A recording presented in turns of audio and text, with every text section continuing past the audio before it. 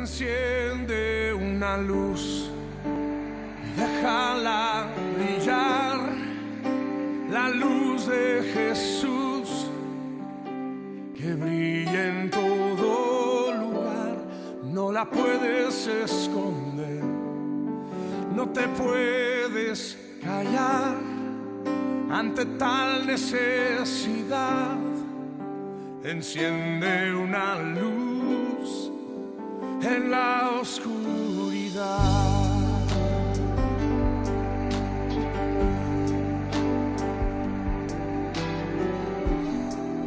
¿Cómo pues invocarán a aquel en el cual no han creído? ¿Y cómo creerán en aquel de quien no han oído? ¿Y cómo oirán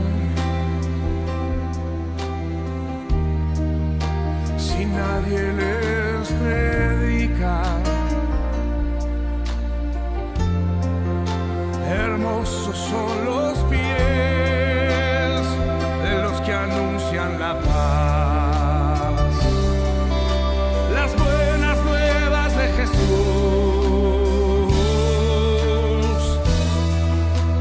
Enciende una luz y déjala brillar, la luz de Jesús que brilla en todo lugar. No la puedes esconder, no te puedes callar ante tal necesidad. Enciende una luz en la oscuridad.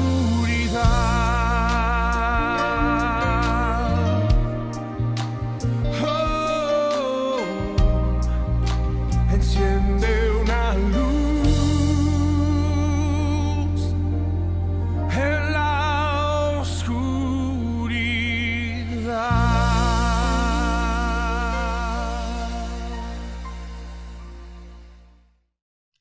Nuevamente muy bienvenidos a esta reunión virtual. Hay una bienaventuranza para tu vida. Dice la palabra de Dios: bienaventurado el que lee y los que oyen y los que guardan las palabras escritas en este libro. Así que al oír la palabra puedes decir: soy bienaventurado. Que Dios te bendiga. Prepara tu corazón para oír lo que Dios quiere decirte. Santo, santo, santo, Señor omnipotente, siempre el labio mío loores te dará. Santo, santo, santo, te adoro reverente. Dios en tres personas, bendita Trinidad.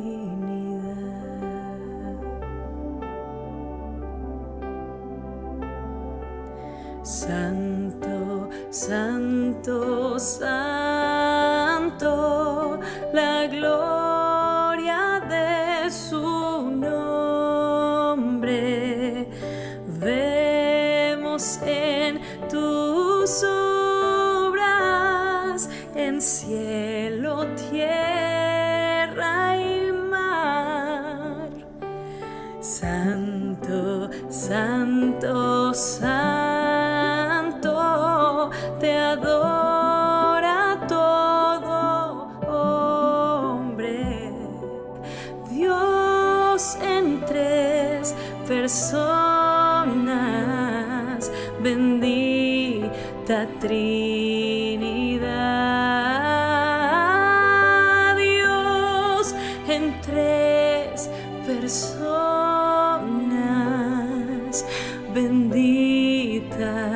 Trinidad.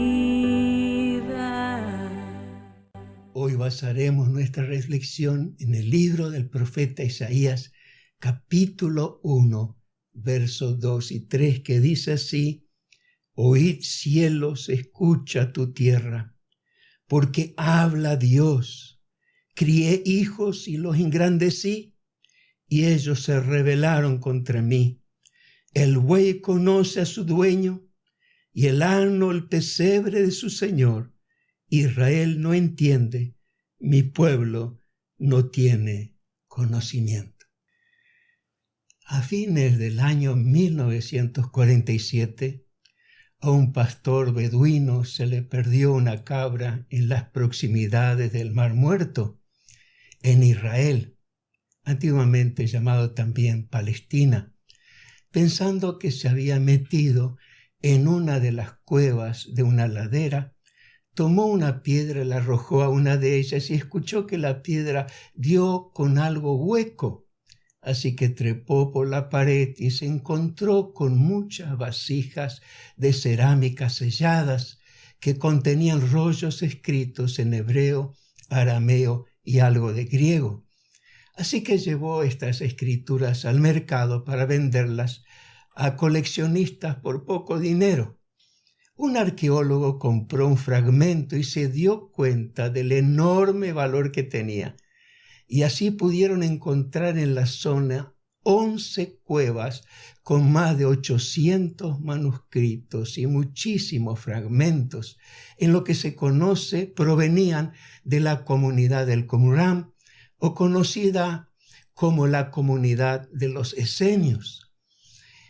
Todo resultó ser el hallazgo de uno de los tesoros más importantes de la historia, porque ese material tenía más de 2000 años de antigüedad. Eran documentos escritos desde el año 250 antes de Cristo hasta el año 66 después de Cristo. No existen documentos escritos, no existen pergaminos tan antiguos en ninguna parte del mundo.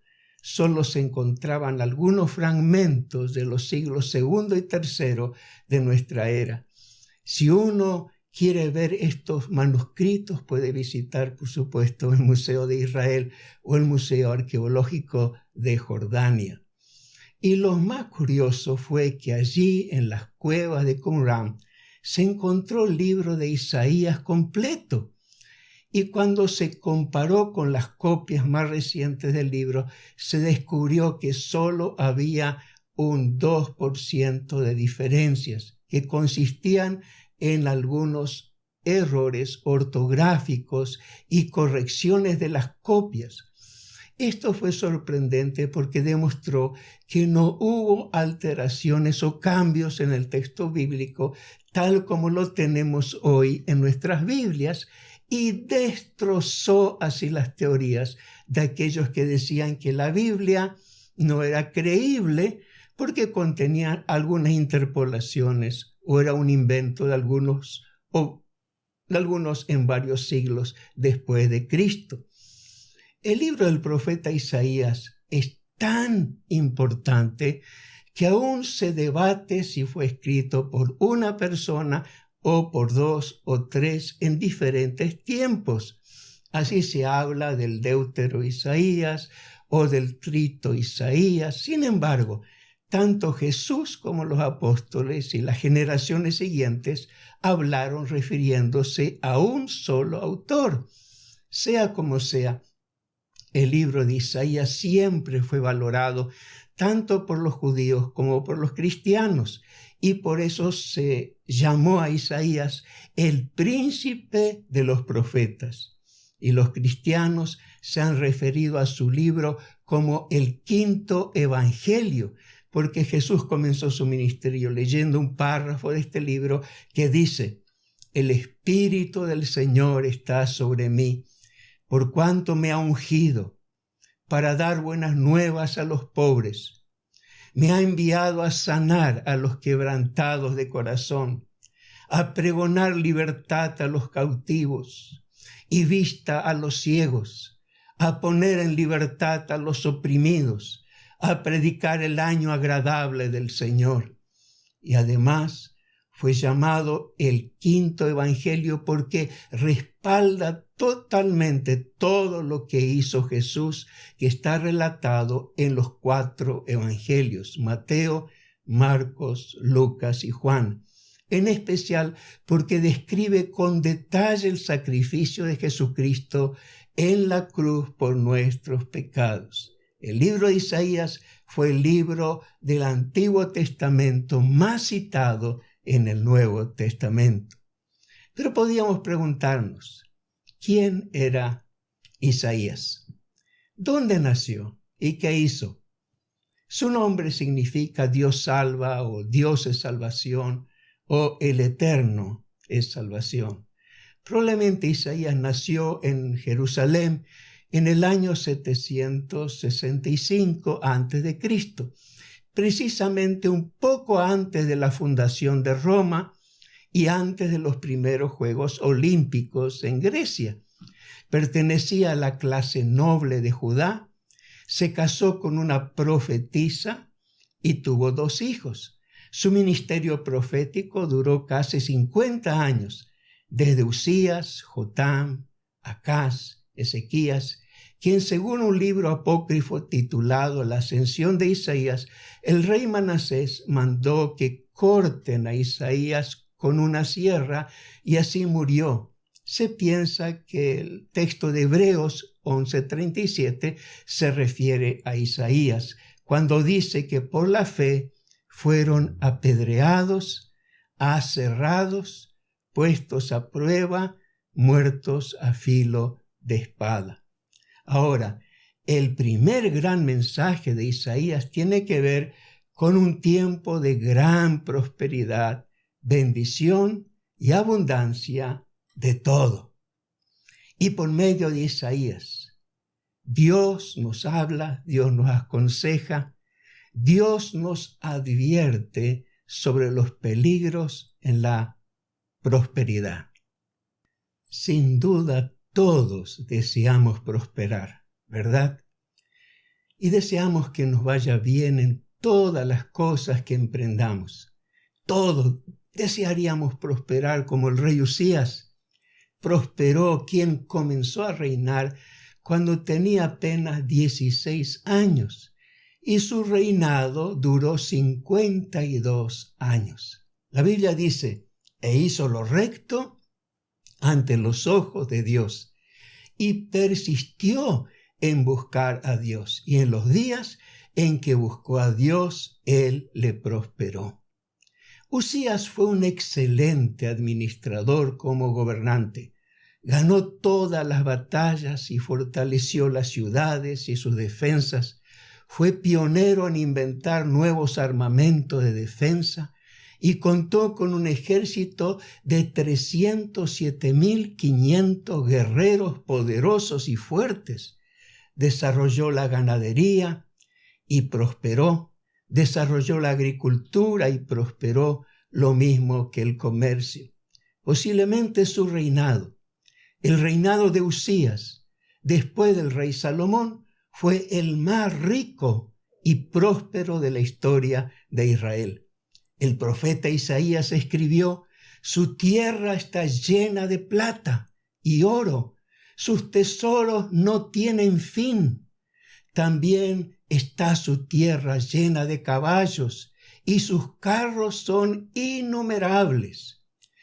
¿Podemos imaginar una ciudad o un país cuyas riquezas no tienen fin? Eran tantas las riquezas que no se podían contabilizar. Pero cuando Usías llegó a lo más alto, cuando se hizo muy poderoso, cuando ya no necesitaba a nadie, se enalteció, es decir, se agrandó, se la creyó. En 2 Crónica 26:16 dice, mas cuando ya era fuerte, su corazón se enalteció para su ruina, porque se rebeló contra Dios, entrando en el templo de Dios para quemar incienso en el altar del incienso. Usías era un rey y como todo lo que hizo lo obtuvo, avanzó también sobre la religión y quiso ser también sacerdote para quemar incienso en el lugar santísimo, donde solo los sacerdotes de la tribu de Aarón tenían permiso de entrar. No respetó la división de poderes y avanzó para apropiarse de ese derecho que era otorgado por Dios solamente a la tribu de Leví y al sacerdote arónico. De ese derecho era solamente para esa tribu, el sacerdocio arónico. Pero 80 sacerdotes se le pusieron en contra y no le dejaron avanzar. Y ocurrió lo que ocurre con los soberbios. Se llenó de ira.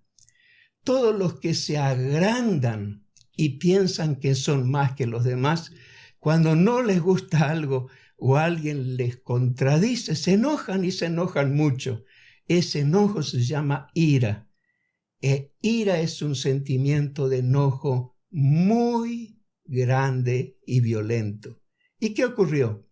Sigamos leyendo. Entonces Usías, teniendo en la mano un incensario para ofrecer incienso, se llenó de ira y en su ira contra los sacerdotes, la lepra le brotó en la frente. En ese momento, la lepra le brotó. La lepra apareció de repente y su piel cambió de color. Se resquebrajó formando escamas. La palabra lepra en griego significa escama y se inflamó.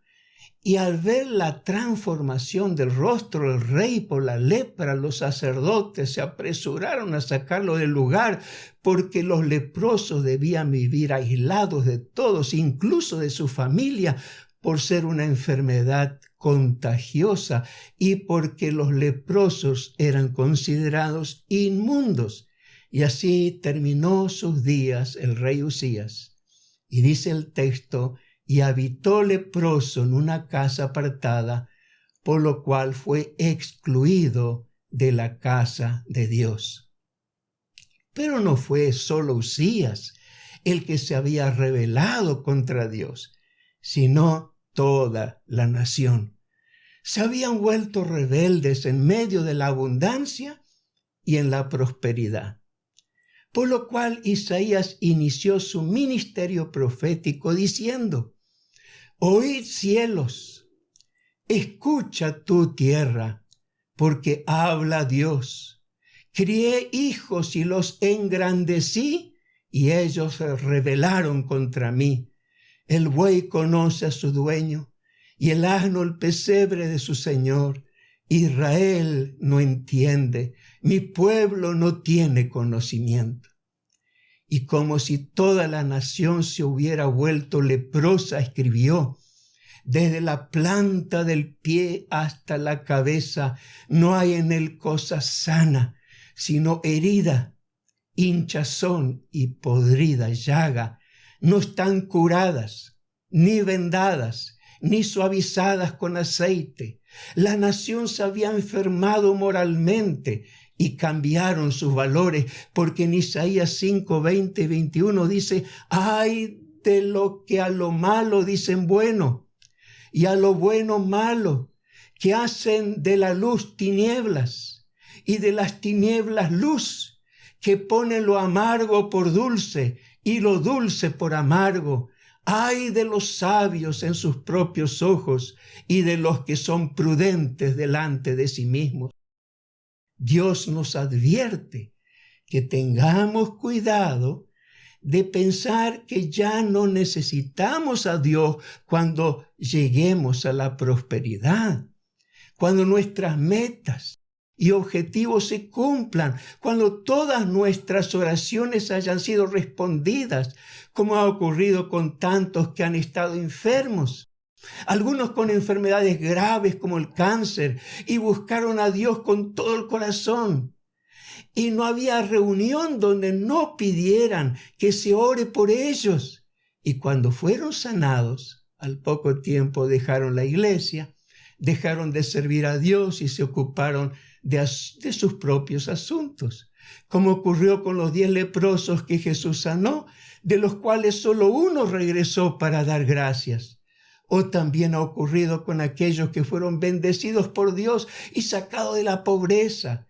Y cuando llegaron a tener una vida holgada, Dios dejó de ser su prioridad y pusieron primero sus negocios, sus placeres o entretenimientos o su familia. Y la obra de Dios quedó en último lugar para cuando tuviesen tiempo. Por eso Dios nos advierte de los peligros de la prosperidad con el ejemplo del rey Uzías, para que no nos agrandemos, para que nuestro corazón no se enaltezca pensando que fuimos los artífices de todo lo que tenemos, y también para que no nos extralimitemos queriendo ocupar lugares donde Dios no nos puso. En segundo lugar, Dios nos purifica para que oigamos su voz. Cuando Isaías se enteró que el rey Uzías murió, se levantó y fue al templo para orar, y allí tuvo una visión. Isaías describió así lo que ocurrió. En el año que murió el rey Uzías, vi yo al Señor sentado sobre un trono alto y sublime, y sus faldas llenaban el templo. Por encima de él había serafines, cada uno tenía 6 alas, con 2 cubrían sus rostros, con 2 cubrían sus pies y con 2 volaban. Y el uno al otro daba voces diciendo: Santo, Santo, Santo, Dios de los ejércitos, toda la tierra está llena de su gloria.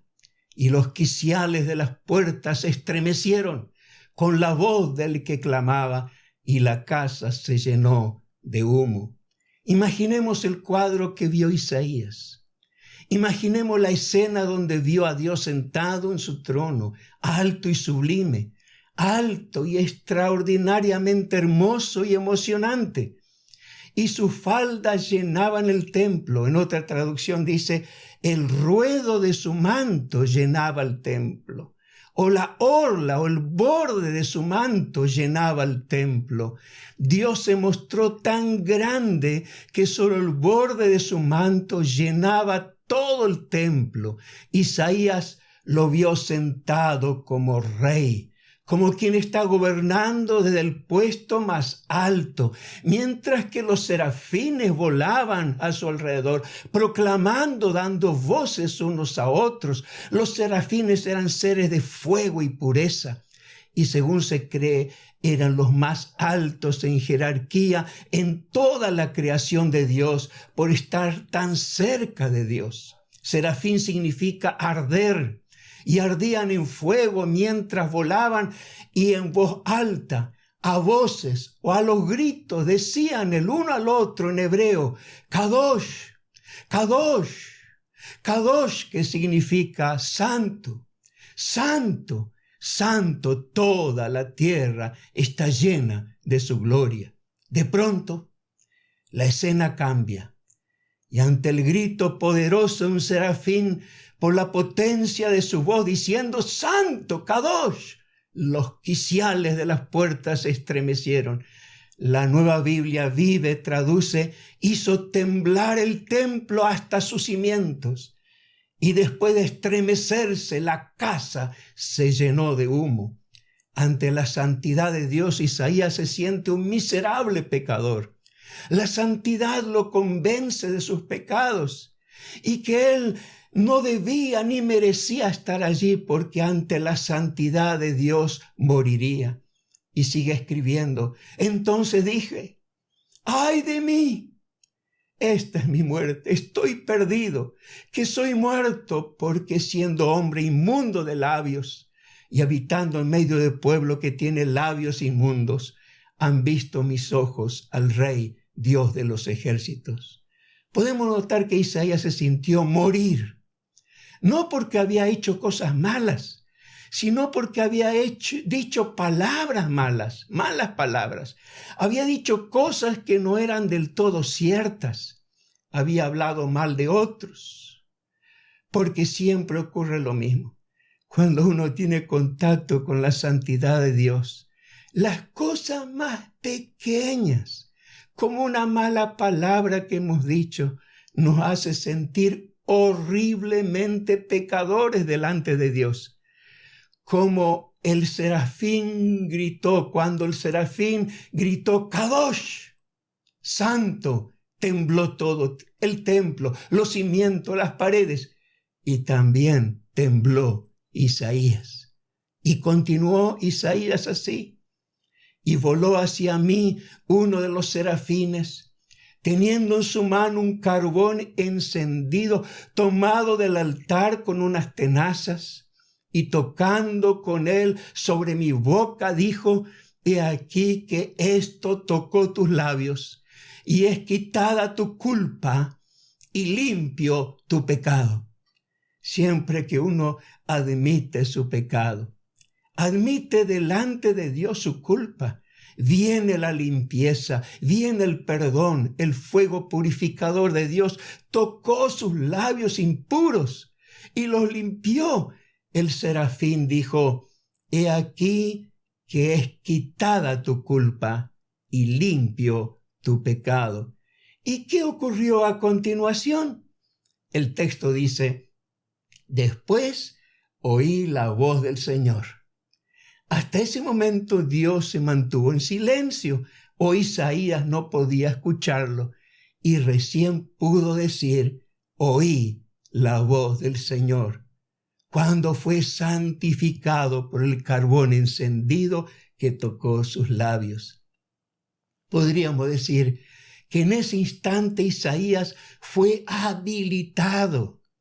Habilitar es dar autorización para hacer algo, porque si no estamos habilitados significa que no nos está permitido. Por ejemplo, se dice, usted no está habilitado para circular o no está habilitado para entrar a este lugar. En ese momento, Isaías recién fue habilitado para la misión. Fue habilitado para oír la voz de Dios cuando fue santificado, cuando fue limpio de su pecado y fue quitada su culpa. Ahora Isaías podía oír a Dios, tal vez de una manera como nunca la había oído.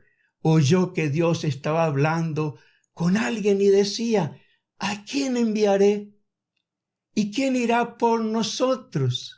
Entonces respondí yo, heme aquí, envíame a mí. Podemos notar que Dios cambia el mí por nosotros. No dijo, ¿y quién irá por mí? Sino, ¿quién irá por nosotros? Es igual que cuando Dios en el libro de Génesis dijo, hagamos al hombre a nuestra imagen y semejanza. Es nuevamente evidenciada la Trinidad de Dios, Padre, Hijo y Espíritu Santo. ¿Quién irá por nosotros? E inmediatamente Isaías respondió, heme aquí, envíame a mí. Isaías, al ser santificado, no solamente pudo oír a Dios, sino también responder a su llamado. Cuando más cerca estamos de Dios, o mejor dicho, cuando más Dios se acerca a nosotros, sentimos más conciencia de nuestros pecados. Nos sentimos indignos de estar en su presencia. Y cuando más lejos estamos de Dios, menos conciencia tenemos de nuestras faltas. Cuanto más lejos estamos del Señor, creemos que no tenemos nada de qué arrepentirnos, nada que confesar. No sentimos culpa, ni remordimientos, ni arrepentimientos. Tal vez, al escuchar el mensaje de hoy, estás sintiendo el deseo de reconciliarte con Dios, de volver a Dios y de pedirle que te perdone tus pecados. Tal vez te sientas compungido porque deseas tener una vida santa, una vida limpia, porque quieres comenzar de nuevo. Si es así, quiero decirte que el Todopoderoso, con la presencia de su Espíritu Santo, está obrando en tu vida, porque el Espíritu Santo nos convence de pecado. Y sin el Espíritu Santo no podemos ser impactados con la santidad de Dios. Así que no temas, el Espíritu Santo está trabajando en tu vida para recuperarte. Si es así, si hoy vienes al Señor, recibirás un toque de parte de Dios y te dirá como Isaías: he aquí, esto tocó tus labios, esto tocó tu corazón, esto tocó tu vida y es quitada tu culpa y limpio tu pecado. ¿Quieres entonces acercarte a Dios para que Él te limpie, quite las culpas de tu vida, te limpie de todo pecado? Cree en el Señor Jesucristo. Cree que es poderoso para salvarte. Dios es tu salvación. Como es el nombre del profeta Isaías, Dios es tu salvación. Y Él está cerca para escucharte. ¿Quieres que oremos? Oremos en el nombre del Señor. Señor, he oído tu palabra. Has hablado a mi corazón. Y siento la necesidad de pedirte que quites la culpa de mi vida. Que quites, Dios mío, todo pecado, que lo borres de mi ser. Porque yo confieso que Jesucristo es mi Salvador. Jesucristo es mi Señor. Te recibo, Señor, en mi vida. Oh Dios, límpiame. Te ruego que me hagas una nueva persona por tu poder. Gracias porque hoy me has hablado en el nombre de Jesús. Amén. Amén. Recibe un abrazo de parte del Señor y nuestro también. Te amamos, Dios te bendiga, que tengas una semana maravillosa. Amén.